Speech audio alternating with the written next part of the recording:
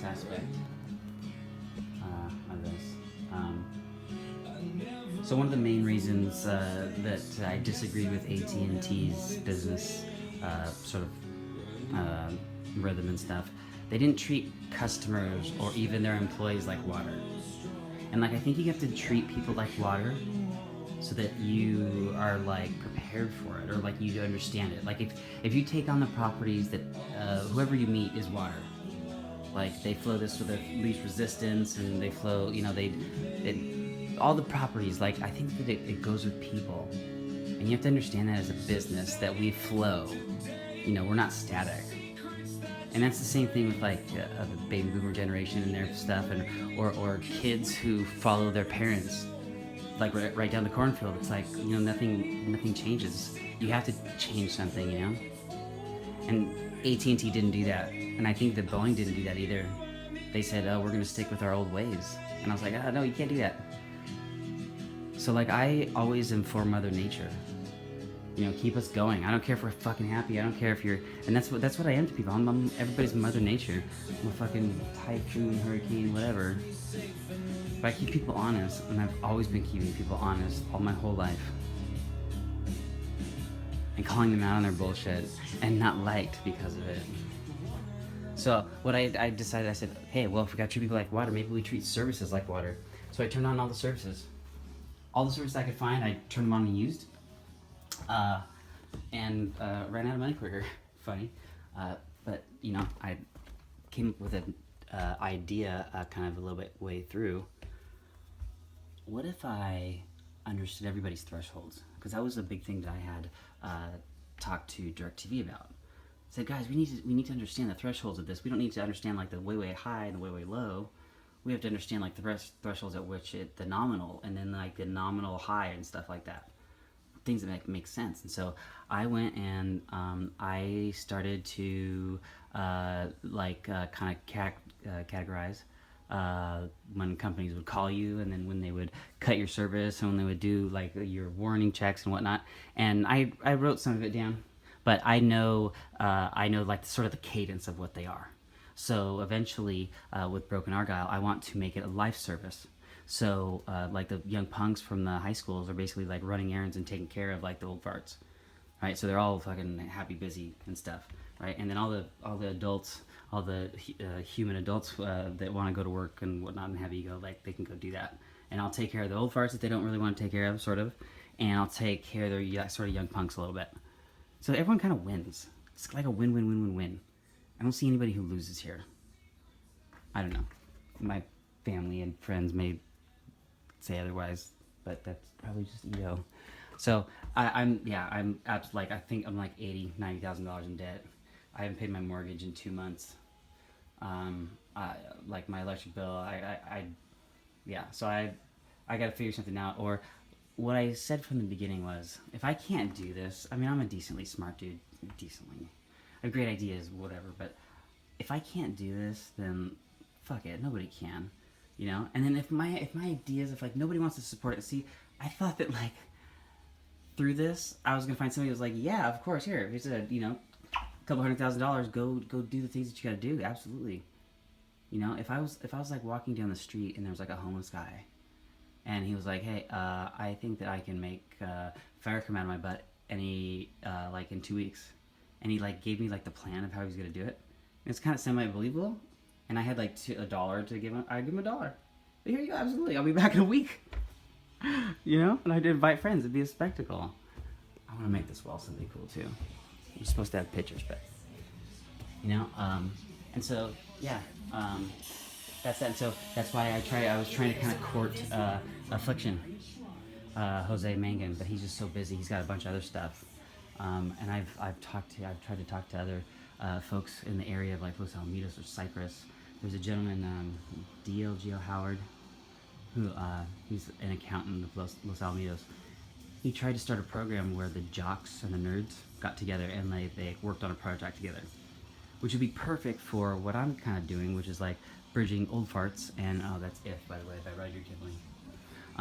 Bridging old farts and young farts, or old farts and young punks.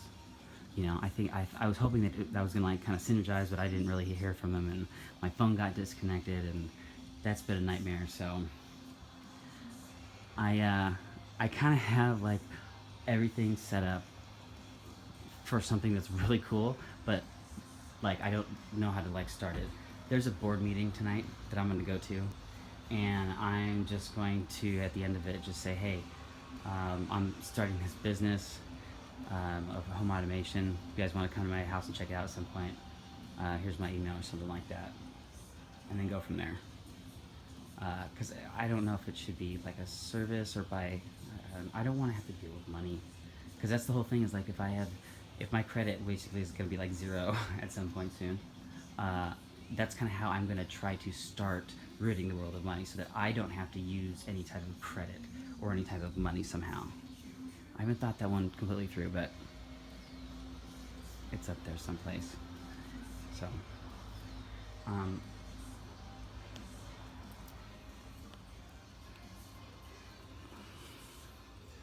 I miss everybody that I had to spin in order to make it through and do the things that I had to do for Girl Kitty and Boy Kitty and Bug. I told myself at the beginning of this when I was driving home from after Lucas that became Jesus that became Judas walked me out. I said, I'm not gonna not have a home for Girl Kitty and Boy Kitty and Bug, and that's what this whole thing has been about.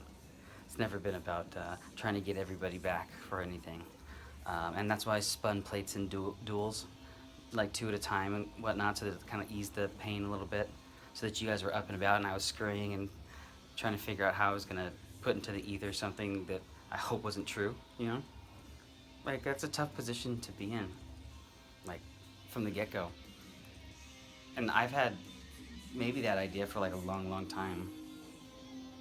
It sucks. It sucked. How do you... Anyways, just, I know that I can't like project anything towards her. I don't know what things say, but I miss her so much. Just her.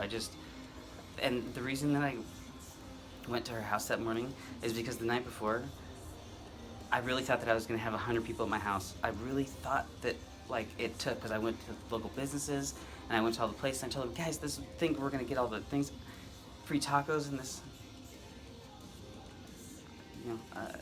2 people.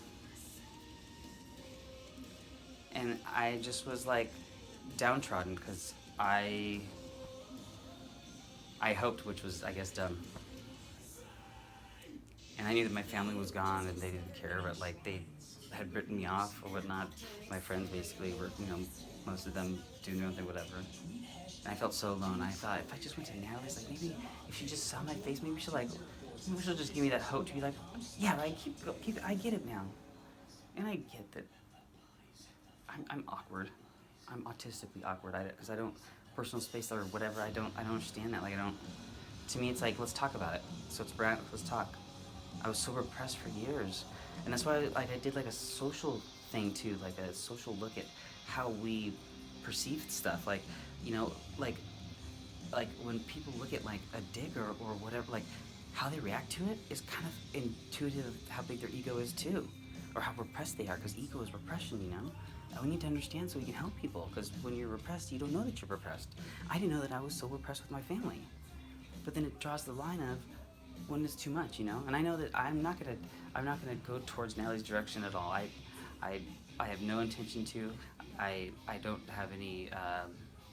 It's not something that I have to do or whatnot. But I would love for her to come here. I would. I know she won't. She has rules now. I get it. And I hope she doesn't. You can do like a 3-year. That's so. A 5-minute conversation is all taken care of, or was all taken care of. I was going there to talk to her about that. To talk to her about what I found out about my mom and my sister. Like, that there's some type of, like, oppression going on that we don't even know about. It's, why Donald Trump is kind of president, sort of. It's like that thing that we didn't know. We need to take a look at ourselves more. I don't know. I love her. I just, it would be comforting to talk to her ever again.